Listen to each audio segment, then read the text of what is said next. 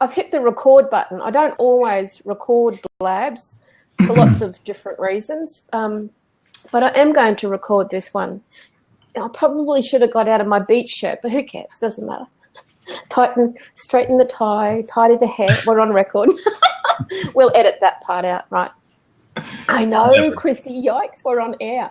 Can I just start off by saying, please, first up, I do want to express my gratitude for this platform. I don't know if the developers of Blab will ever fully comprehend the incredible gift they have brought to the world.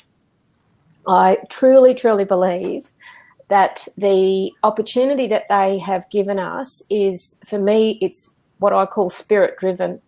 It's about a far greater opportunity for so many of us to connect around our global village in ways that we've never been able to do before. So I do want to just start with acknowledging that, because it's been a life changer for me. So having said that, if we could just lay down a few parameters, because I think you know the rhythm of how I roll, Pete. I like to give people a sense of how much time we've got to hang out together. And, you know, just some of those beautiful kind of agreements around we want to share the seat. We want to encourage people to come in and join us. We've also got the power to boot people out with love. So in light of all of that, I can put in, I've got an hour, and then I've got clients, and I need to pack and drive. I've got to head south for some work. So I'll need to keep the time tight. Yeah. Yeah, that's right. That's exactly right. And thank you, Carl. My name is Carl, but because of Twitter, many people here also call me WPC guy. WPC. I'm going to go Carl. I'm old school, man. Look, I'm old lady. Carl, I've got you. And so Carl or Christy, if you'd like to join us, please feel free to. Pete, let's get this show on the road. What does spirituality mean to you? Ooh, spirituality, oh my gosh. To me, it's been a rebirth for me. You know, I always knew that year 50 was going to be a game changer for me. I'm going to be turning 52 this month, actually. And I really feel like I became alive at the age of 50 when I first started going through my spiritual walk, as some people call it, where I met the universe. So to me, I love it. Yeah, to me, spirituality is about a personal connection with all that is. It's really not about becoming anything. It's more about revealing who you truly are, revealing more of your true character and your true self. And, you know, just opening yourself up to the whole realm of possibilities. I mean, we're so taught that everything is up to our pushing and our effort and our action and what we can figure out in our own little monkey brains.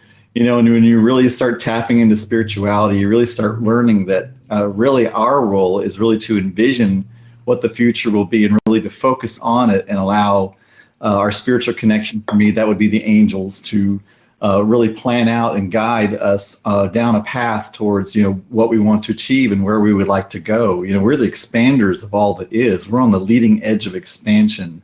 That is what we're here for. You know, we actually have projected ourselves into these somewhat limited, you know, human sacks of flesh, you know, from all that is, simply for the ability to help expand the universe. And it's by us simply being. You know, we're human beings, we're not human doings, you know. And, you know, we're so taught it's all about, you know, us jamming information into this little core right here, and about us so figuring out everything that has to be done. It's like everything and pushing it into space, you know what I mean? And if anybody has ever really thought about it, the times that you've really achieved something is the times that you relaxed. You know, those times when you've really strived and efforted and pushed the hardest, that's when things didn't work. And when you just kind of like step back and relax and came back the next day, all of a sudden everything was done. It's almost like the story of the magic elves that came in and for the cobbler and fixed all his shoes. You know, it was when he relaxed. And I love this story. This one lady tells me about how her business grew. And she was I bring up the story all the time, but she was a single mom, didn't have any money, she got this inspiration to start a business. And she didn't notice it, but she was telling me her entire story. And every time something synchronistic would happen, every time she found the perfect place to rent or the perfect equipment for her business or whatever it was, was when she was taking extreme self-care. She would just happen to mention, yeah, I was at the beauty parlor getting my hair done, or I was down at the salon getting my nails done, and just happened to come across this particular person. Here she was, a single mom with 3 kids, didn't have any money, but every time she relaxed and took care of herself was when the universe just gifted her with exactly what she needed to grow the business that she had focused into being. And so that's just, that is, I guess, sort of in a broad sense, what spirituality really kind of means to me. Not that everything is about bringing in new stuff as far as like material goods, but just it's about having that universal connection, and it's about making everything possible. I truly believe that if we have the capacity to imagine something, there has to be a way for us to achieve it, because even in the Bible it says that if we ask for a piece of bread from our Father, we're not going to get a scorpion or a snake. He's going to bring us a piece of bread. So what kind of cruel God would allow us to imagine bringing something forth without giving us the modality to bring it forth? And, what kind of, how fun would it be? Because most people that are striving things into being, they're so stressed that by the time they actually, if they ever actually achieve what they want to achieve, they're so upset about it and had such a rough time getting there, they hate whatever they got in the first place. And what fun is that, and why would none? And why would we have such a beautiful planet that we live on with all the beautiful flowers and fauna and the scenes that we have if it wasn't for us to enjoy and be here just to express our gratitude like you did? And I want to say I love that you gave that gratitude out to the Blab developers. And here we are, you and I, Bronwyn, are becoming fast and furious, great friends. I've never met you. We're on completely different continents. And how blessed is that we are connecting like this and becoming such terrific friends so quickly. This is a space for people to connect that would never have known each other otherwise. It would have just been that weird little person in their own town, because there's little pockets of us. Exactly. I want to just put this out there to all these people out there, because I know that people, if you are in here right now, you are a person that is what I would say mindful. Right now is a fantastic time to be mindful, because so few people are mindful that if you walk into a room, and if anybody's listening to me before, they heard me say this, if you walk into a room with the clearest focused intention on what it is that you want to have achieved in that room, not how is it going to happen or who's going to help me do it or anything like that, but you keep that clear focused intention, you're going to get your way, because most people are just banging around, reacting to whatever comes at them. But if you keep that clear, focused intention, you're going to get that way, get your way. And it happens for me all the time. If I meet somebody, especially if they're kind of mindless, and this isn't about a kind of a power play, but if I focus on how I want them to be, or how I want the situation to turn out, 9 times out of 10, that's exactly how it goes. So I'm just saying, right now is a terrific time to be mindful. And I think, Pete, I think I've got a delay in my mic. Is that any better? Sounds better. I think for me, one of the important things, and Carl, I will get to your comment there in a moment. I'm not going to ignore it. But for me, what does spirituality mean? And I say, for me, it's been a journey of walking through religion and coming out of a religious upbringing and starting to question and examine what a lot of those traditional beliefs meant to me, because I had a lot of challenges with a lot of the rules of the Catholic faith.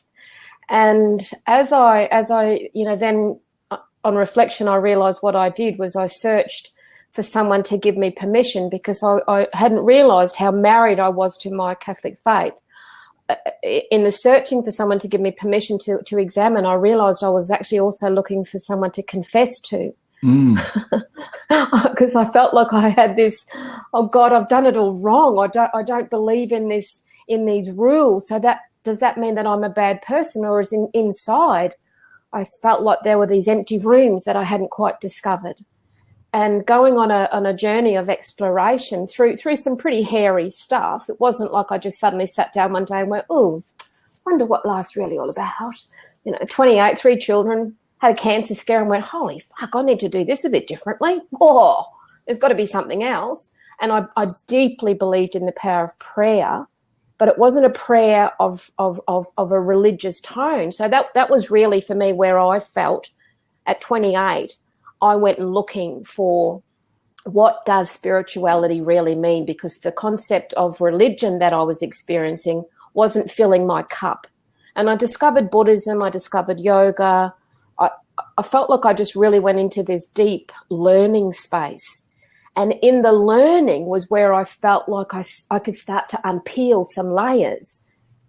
But I needed permission. So I found these two amazing women who were in their late 50s, early 60s, both swamis, both connected to different yoga lineages, but very powerful women in my life at that point in time. And I must say, I lived in a small country town.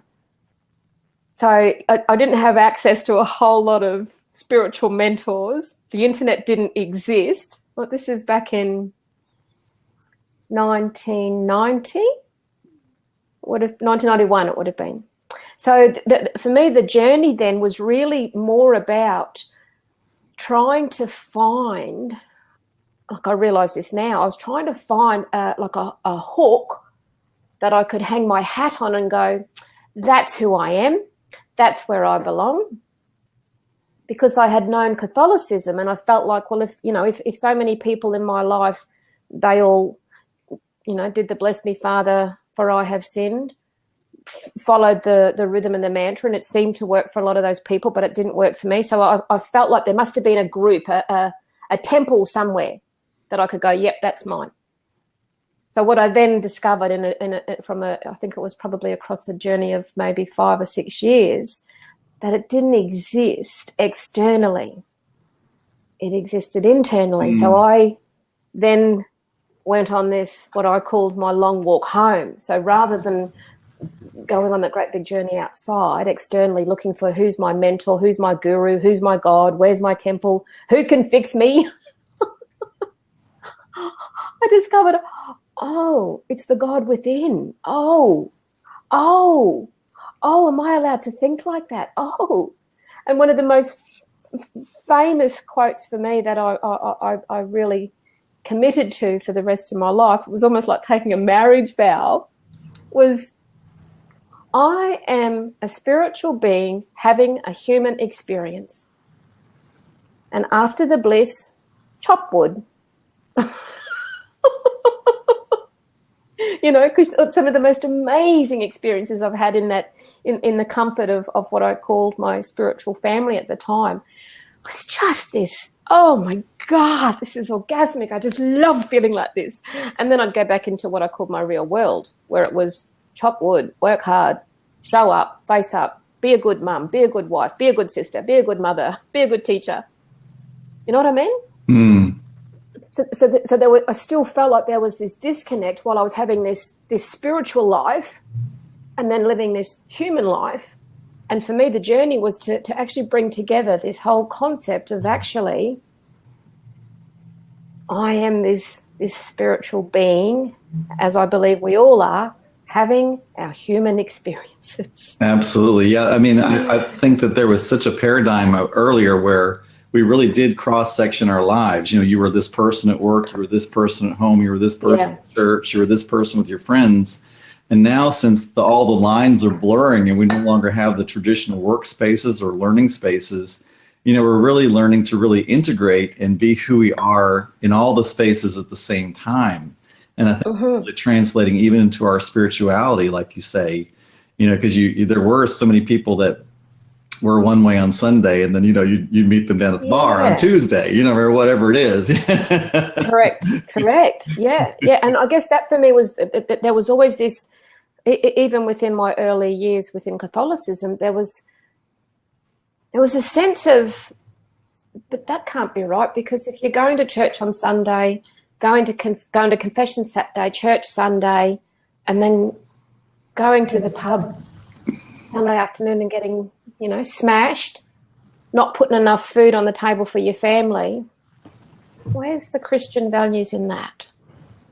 Right. Yeah. I mean, I think, and I'm grateful for all of those experiences, because they have helped shape my thinking. I don't do regret. I broke up with regret. We do not hang out together at all. Well, we're taught to be thankful for all things, and people don't necessarily listen to the all part of that. You know what I mean? People like to be thankful for the stuff they really enjoyed, but we're supposed to be thankful for all things because they made you the beautiful creature that you are today. Can I just suggest we pick up here? Oh, I've got a delay again. Carl made a comment. Yeah. About at the beginning of the conversation, Pete, you drew reference to our monkey minds, our monkey brains, and I have a fairly solid shared understanding with you what that means, but I'm not sure that Carl understood the reference to that. So his comment here is he wondered if we'd gone off topic in regards to what does spirituality mean. And so he said, well, it's not about monkey brains for sure. What does spirituality mean to you is what I understood the topic to be, which is not a topic that any animal could possibly appreciate. Would you like to elaborate on what you mean about the monkey mind? And I'm happy to swing in as well. Absolutely. Well, for me, it's all about the sympathetic and the parasympathetic body system. There's two systems in your body. The sympathetic is the fight or flight. Where you're basically right here. You're into fear. You're into worry. You're into anxiety. You're completely cut off from your spiritual connection. And then there's the parasympathetic, where you're just completely in line. You feel that flow. You feel relaxed. And that's also where you get your joy and your clarity. It's where you get your spiritual understanding. So when you're in monkey brain or monkey mind, you're right here in this space, and all you can see is this, this limited little view of what you can see right here. But spirit, the universal truth, however you think of it, God, the angels, Jesus, Buddha, Allah, Muhammad, however you think of your spiritual connection, doesn't matter to me. It's almost like they're standing up on this hill and they can see all that's possible for you everywhere that's around you. We have somebody coming in. Hello. How you doing, Eric? I'm well. How are you? Can you guys hear me? Hey, Eric. Hi, Eric. I'll swing over to you in a moment. I just need to check my mic because I can hear a delay. Can you hear a delay? No. Now I can't hear a delay I'm fine here. either. Yeah. Better. Right. Yeah, if you turn down your volume, your computer will stop trying to look for ambient sounds. Then that's what. Turn down the volume on the mic or the computer? The computer. I'm sorry, the speakers. Okay, I'll try that. There you go. Okay, how about now? No. A little bit better. You're coming through great for me. Yeah, a little bit better. I'll just check good. that. Okay, so I've just drawn reference to a comment that Carl made, Eric. So I just want to wrap that up. Pete's reference suggested perhaps he believed human beings were the product of evolution. Let me talk about that. Monkey mind is simply a reference that yogis use. When I talk about that, I'm not necessarily talking about evolution or anything like that. I'm just really talking about like our base mental state. So when I say monkey mind, I'm not really referring to evolution or any of the type of idea of how humans were formed.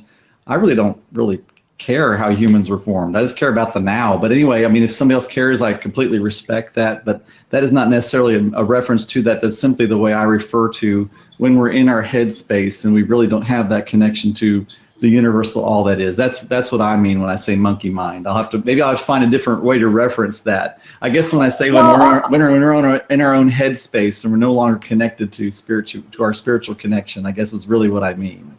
So if there's a succinct way to say that. Yeah, there you go, Christy. It's the back part of your brain, not the frontal lobe. Right. And so I wanted to add into that, Pete, the my yoga teachings, which started in 1992. That was a very common phrase that was used, particularly in meditation practices. The reference point was we need to learn how to turn off the chatter, the monkey mind chatter in our brain. So I felt very comfortable with that reference because of my sense of shared understanding about that.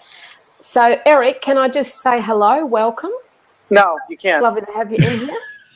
Hey, would you like to speak to the question of what does spirituality mean to you? Well, I don't really identify with spirituality. I think we have internal dialogue, which I think you're referencing right now.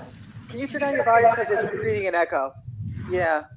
But yeah, I don't really identify with that a spirituality exists. I think we give emphasis to things that work for us and that bring us comfort.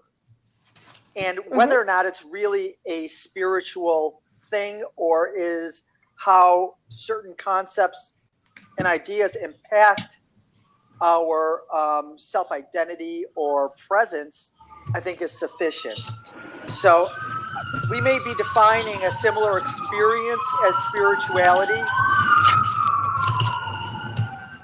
and I may be assigning an internal psyche or even physiology as its cause. You may assign something else, and I don't know if that's even important. But I don't have either, a lot of power. I completely agree, Eric. And this is one of the things that I love about being able to have these conversations. See, the important thing for me is it's actually none of my business what you think. It's not. Okay. I don't need to have an opinion on what you think. Right.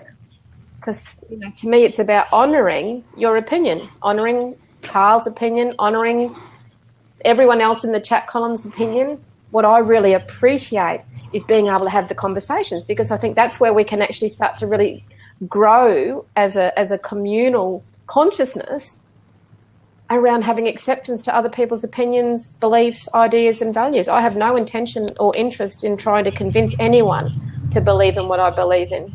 So what I hear you saying is you're just happy that people think, and that you would like Definitely. to and that you don't have to persuade them to have a certain thought, but it's better to encourage people to be discussing their thoughts, sharing them, comparing, contrasting, and developing new thoughts based on that interaction, and making sure that we find a common language so that we can really understand each other. I Correct, truly, because to me it is about the understanding. Sorry, Pete. It's less about content and more about developing that shared understanding and finding a way to feel comfortable about agreeing to disagree. I don't necessarily agree in everything I hear. I actually don't definitely agree in everything that I hear or see. I wouldn't want that. I wouldn't want to agree with everything with everybody, because otherwise I don't think I would grow. I would be complacent. Right. And absolutely. I think everybody's spirituality or spiritual growth, or however you talk about it, is really for each person. There's I always find that the people that argue the most for their viewpoint are the ones that believe least in their viewpoint. So yeah, the more convinced we are that we're right, the less knowledgeable I think we actually are. That's true. That's absolutely true. I mean, there's always so much more to learn, but I think that everybody's I think that everybody's space is a space where it's up to you to really have that connection. And I think it's probably just a matter of semantics more than anything else and viewpoint, because I'm sure that you have some type of connection with all that is, or how I would perceive spirituality, that maybe that's not the way you think of it. Just because I believe that if you're in the higher functioning realm, you almost have to have some type of a universal or spiritual connection from the way I believe. So that's just my 2 cents. So I guess I think spirituality is understanding and recognizing what other people are feeling, and maybe sharing the same feeling. Possibly. See, I actually think it's deeper than that. Intense? I'm more inclined to think it's I don't have a need to find a common language with you, Eric, to give you and I a sense of connection in regards to spirituality. Language does not have to be verbal. Correct. That's true. Correct. So therefore, the whole concept, I actually, as I thought about the title for this blab, I wanted to put something in there about what does practical spirituality mean to you. And then I thought, that could be a bit confronting for people maybe. But to me, this is what really sits underneath this conversation for me, because this is not about And I've been down the road of wearing the hippie uniform, and I say that with love and integrity around what I did in my experience of wearing, there were particular colours that I wore, particular crystals that I wore, particular incense that I burned, particular music that I played, particular events that I would go to and not go to, because they all fitted within what I thought my spiritual practices were meant to look like. Well, the older I've got, the wiser I've got, and of course the more I realise that I know very little, the more comfortable I feel within my own skin. And I think if we can own what really enriches our lives and what brings meaning and relevance to our lives, regardless to what it is, isn't the mere fact that we can have a sense of comfort, confidence and certainty in that space, isn't that, well, for me, that is spirituality. I did a blab of a couple of them where I asked people, what is it that right now you identify as inspiring, touching, or moving? Cool.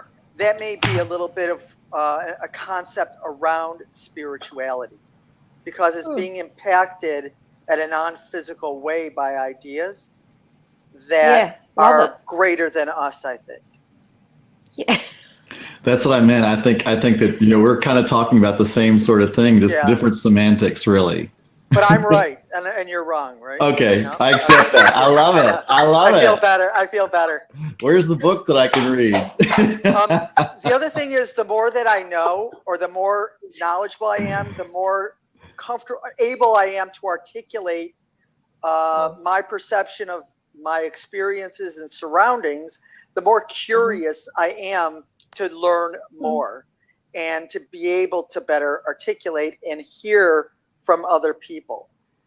If I think we need to approach each other in the spirit of trying to nourish and create interdependent fulfillment, as opposed to thinking that we have to defeat or prove somebody else wrong. Yeah, I just don't align with that energy. I don't have a need to argue. I don't have a need to prove. I don't have a need to defend. I don't have any of that old driving energy. I used to have a sense of self-righteousness. Yeah, I'm still there. I don't have a need for that energy. If people feel that what they believe in is the most important thing in their lives, good on them. If that doesn't align with me, that's not my business. I'm really comfortable. Yeah, some of us oppress ourselves, and I'm trying to learn how not to do that. So the topic is actually interesting, and it applies. I'm going to sit down, bow out, and just observe. So I don't want to co-opt your conversation. So I really appreciate your input. Yeah. It was fantastic. Oh, so and I'm do going to look I. out. I'm going to look around. I'm sure I'm following you now. Yes. No, I just. And it looks like I just changed my account because my other name I didn't like. It was triggering people. Oh. Okay. What was it? It was Jerkface Butthead. I was and it was. And so now that's available? Well. Is that available now? It's okay. And if you buy now, you can also get Chi-Town Atheist, which was really my handle. I'm so glad you joined this conversation. Yes. Yeah, amazing. Awesome. So I'm going to sit down and I'm going to listen. I'm going to try and just listen. So this was great. Thank you so much. Cool. Thank you so I'll much. look out for your blabs. Really enjoyed your input. Thank you. And thank you. Absolutely. Thank you, Eric. That was a pleasure. That was really cool. Yeah, and so kind of the question came up about, what does atheism really have to do with this subject? And I think it's really just about, it's a matter of just a different way of seeing spirituality. Because I'm sorry, I got from Eric, and I kind of told him that I really got that he is really talking a lot about the same things that we're talking about. He just isn't comfortable using the language and the nomenclature we are. And I think that's really kind of even something that you were speaking to, Bronwyn, about your past with the Catholic Church, and how I think that really made you sort of kind of go all the way over into the left field in order to kind of get back to center of who you really are. It's almost like you had to like swing way out there. You had to almost revolt, you know what I mean, from where you were to really come back. Absolutely. So Bronwyn's going to be right back, hopefully. I don't know if anybody else wants to join us on this blab tonight. We're talking about what does spirituality mean to you. So really for me, I'll talk a little bit more about me. So for me personally, I'm called myself the Angel Encourager. Not a problem. I'm an angel intuitive medium. For people that can't quite handle that, I tell people I'm a spiritual life coach. How do you see yourself, Bronwyn? Is there a handle you give yourself, or it's not? I know it's not jerk face butt something or whatever it was. No, absolutely not. No, there's not actually. I don't. I guess just to back it up a little bit. I had prior to moving to where I live now, 16 years ago, I was deeply connected into a healing community and called myself a healer in that world. I had done massage training, Reiki training, aromatherapy training, reflexology. But when we left the security and the safety of that community, I'm a woo-woo massage. Well, was. I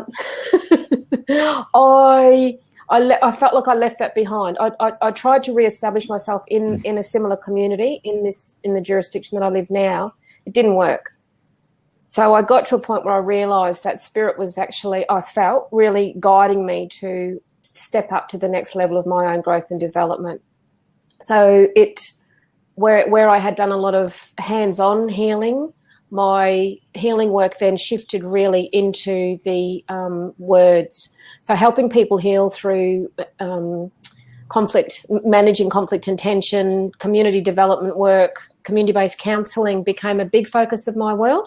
So the whole concept of healing, spirituality became another separate part of my life where I went to work and did my work and had a different presence, I suppose, in the labelling, not in the way that I interacted. So I then spent the next 10 years in that space. As I moved from that into setting up my own consultancy, I was very aware that the community that I live in at that point in time wouldn't have coped with me calling myself a spiritual counsellor, a spiritual advisor, a spiritual healer. They just weren't ready. And I wasn't either. It just, I'd been in quite a bureaucratic world, and to go from that into this, what would have easily been perceived as woo-woo just would have been a flop for me. Right. Yeah.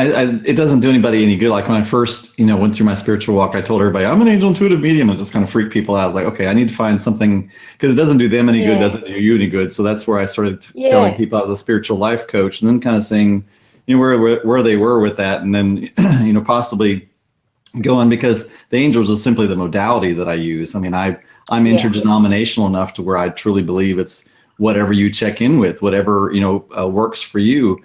I think the angels work for me because for a lot of people have a problem with, God the Father, because we associate God the Father with a very masculine role.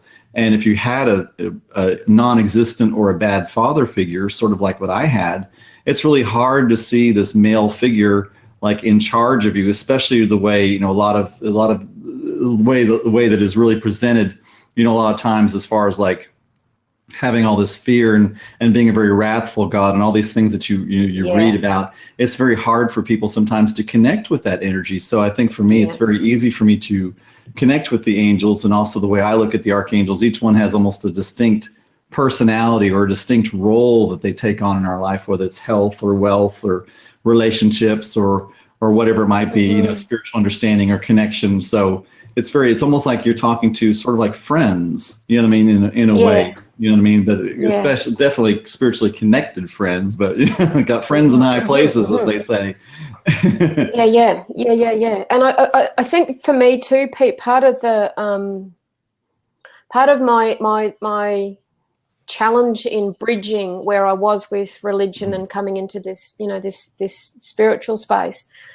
Even as a little girl, I can remember feeling really connected to archangels. Like, when I think about what surrounded me in my home, but in the church, in the Catholic school classrooms that I was in, there was this incredible saturation of, for me, what was beautiful symbology of these energies, i.e. archangels and saints that were looking over us.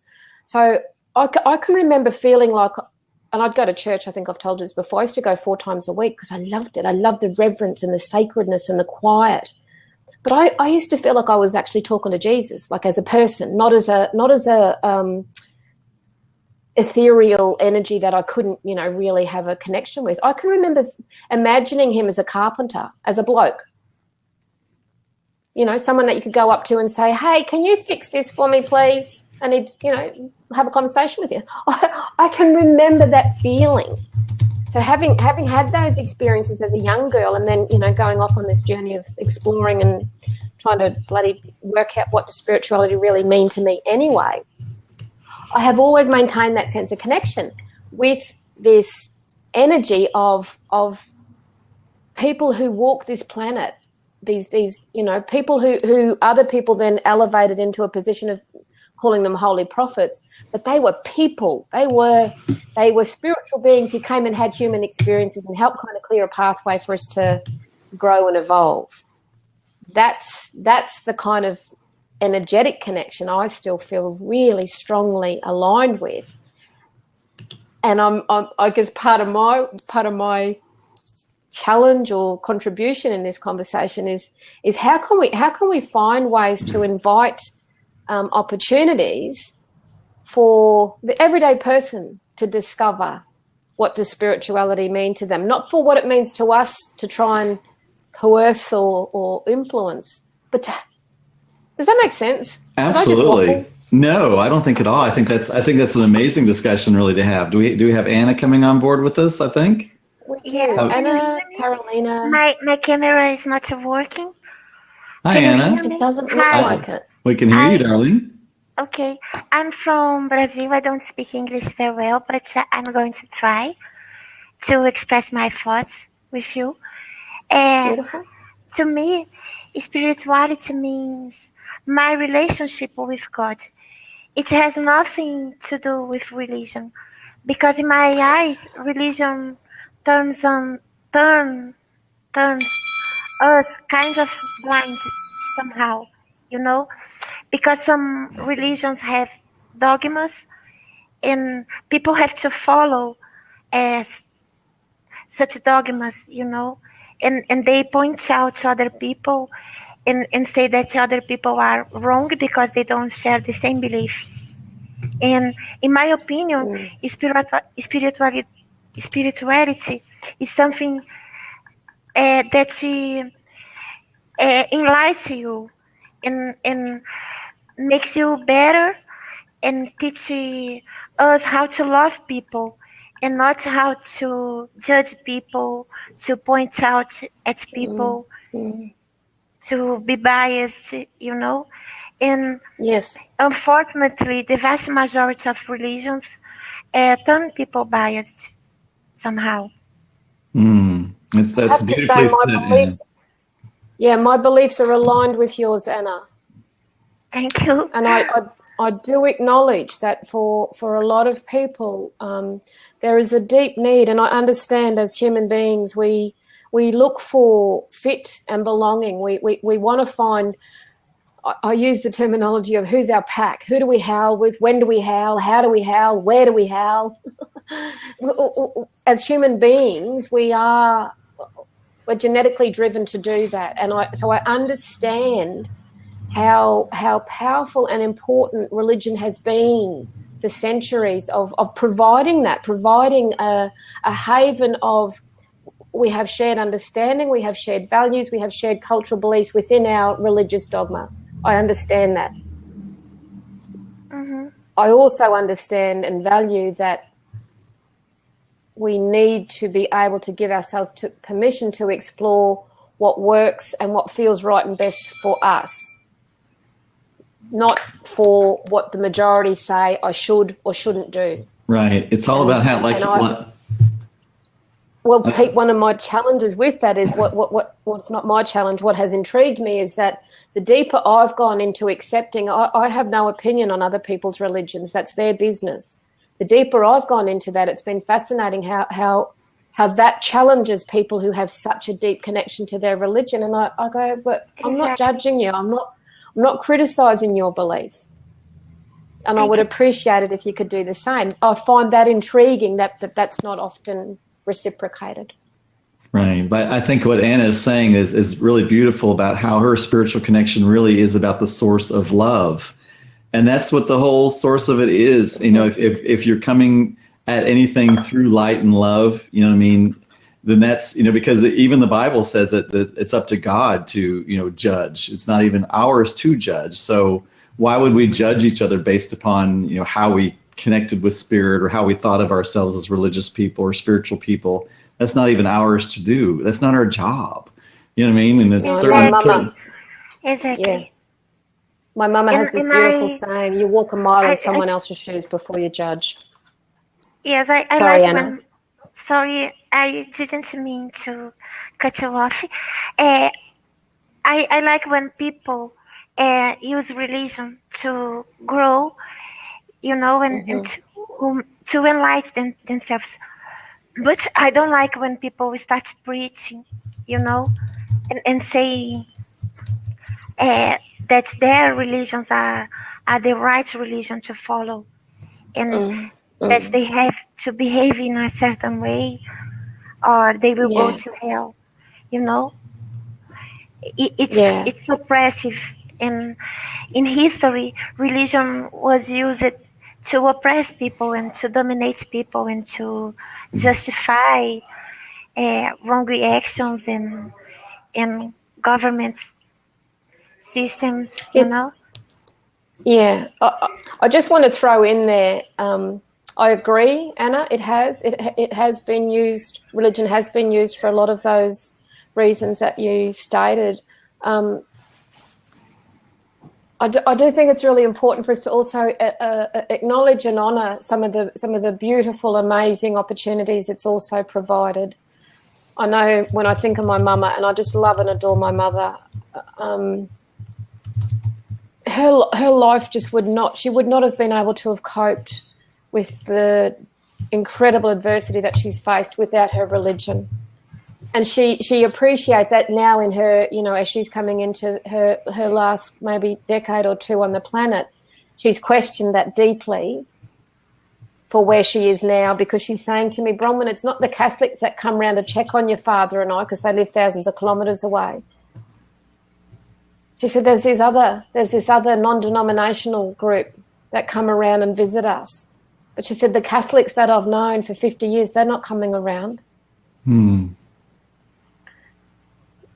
But I think it's important within that we, and like she has said, you know, she will always be grateful for what her church afforded her and supported her with in amongst great adversity. Well, I think it has been used. I mean, I think we can use the practices that we're taught in religion to absolutely connect with spirit. I mean, that's just a modality. I mean, there's all kinds of, you know, like Bronwyn, you have your ways that you connect with spirit. I have my ways that I connect with spirit. I think we all have our own individual ways. And I think it's beautiful if we can take those rotes and those rituals that we learned in church, if we can turn them and use them almost in a meditative state or meditative sense of being, you know, to really connect with all that is. I mean, if we're able to truly connect with spirit and we're not doing it like the Pharisees in the Bible did simply for show, but if we're doing it to actually, you know, connect with spirit and actually have that happen, then that's a beautiful thing, however you do it. Does that make sense? Agree. Yeah. Pete, and you would know, Pete, the story that I've shared with you about my business name, Bronwyn Klee and Associates. When I set my business up, I came up with this name, Bronwyn Klee and Associates. And my husband said to me, who are your associates? And I said, I have a silent partner. And he was just absolutely gobsmacked. The poor man. He's like, I didn't know. What? How come? What? Who? I said, it's God. And he went, oh, no. Oh, please don't tell people that. Oh. And I don't have that anywhere on my website. But I'm very comfortable in telling, like in sharing that story, because that's my reality. The God of my understanding is my business partner, because that's where I go when I hit walls, when I've got doubt, when I'm not sure. I'm like, okay, can we tune in? I need a bit of help. Bring it on, please. I need some support. Right. So, yeah. I love that. I love that when you realize that you've really gotten into what should we call it, the headspace. I don't want to start a whole new discussion on that. When you get into that headspace, you're like, I need something beyond what this brain right here can really understand. Because we're really taught that this is like a storage facility, and that this is where everything happens. When really all this is a receiving unit. It's just a receiving unit, and it's just a cognitive unit that takes in what it receives and cycles it and really comes out with, I'm not going to say figures it out, but sort of like translates it. It's almost more like a translator. And I love how you're connecting to all that is to get your next divine inspiration. Because every one of us has had that happen where, all of a sudden something just comes into our head. It doesn't even feel like it came from us, and it's the most brilliant idea in the world. Well, guess where that came from? Right? Right. Yeah. Well, can I very say something that happened to my mom once? Mm-hmm. When I was a child, she fell off her horse when she was riding it in our farm, and then she had to get a surgery in her brain, and he had a cardiac arrest, and he had a post-death experience. And she told me that she went through a colorful tunnel. Wow. And she felt peace, a peace that she couldn't explain. And she saw people who had passed away, and then a light, and she used to be skeptical, but then she told someone that she didn't know who was that she had to come back because she still had a child to raise. And I wonder why the vast majority of people who experience a post-death go through the same kind of experience, I wonder why. Why do we have... That's a very big question. Yeah. Because the vast majority of people describe the same thing. And they change, Anna, I think you've opened up a question that's another blab to be had, Pete, because that's a big one, and I'm very happy to be a part of that one. Yeah, so I am mindful of time, and I want to honour that discussion. And if you're open to it, Anna, maybe we can try and set up another blab later in the week or early next week. But I think it's a really interesting point, because the concept of people having near-death experiences, like you say, a lot of the experiences that are described there are some commonalities and some common themes there. I'm really just needing to honour the time that we've got here, and I'm aware that I've got to start wrapping it up because of the appointments I've got ahead of me. Pete, I think you got a great chance there to, Anna, if you're open to it, if you'd like to connect with Pete beyond Blab, maybe over on Twitter even, to in private messaging, maybe start a conversation there about shaping up that. Well, I was going to say before you go, tell everybody, Bronwyn, how they can connect with you for sure. Yeah, look, at the moment, the best way really would be, I'll put my website in here, but I think most people on Blab are also on Twitter. So my contact details are all on Twitter. When I'm asked the question of what is it that I do, I generally like to say to people, what is it that you'd like some help with? And then I can tell you what I might be able to do. But for the sake of keeping it rather simple, my current title that describes the work I do is coach, counsel, mentor, and consult on a variety of topics. I love it. Variety of topics. I love that. And I know for me, probably the best way, because my website's being redesigned because my website kind of sucks. But the best way to get hold of me is facebook.com, The Angel Encourager. I absolutely would love anybody that wants to message me on there. I do message everybody back. You can join my newsletter, which is a weekly free newsletter.